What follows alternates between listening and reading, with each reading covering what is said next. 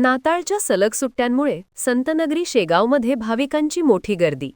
1,00,000हून अधिक भाविकांनी घेतले श्री संत गजानन महाराज समाधीचे दर्शन. नाताळच्या निमित्ताने बुलढाण्याच्या संतनगरी शेगावमध्ये दरवर्षीच भाविकांची मोठी गर्दी पाहायला मिळते.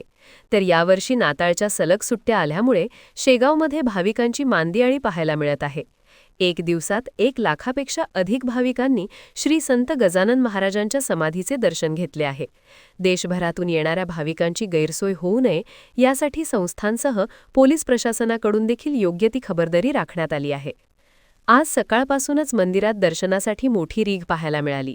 संस्थांच्या वाहन पार्किंगसह शहरातील खासगी पार्किंग देखील फुल झाल्याचं पाहायला मिळालं. आज दिवसभरात श्रींच्या समाधी दर्शनासाठी 40 मिनिटांचा अवधी लागत आहे.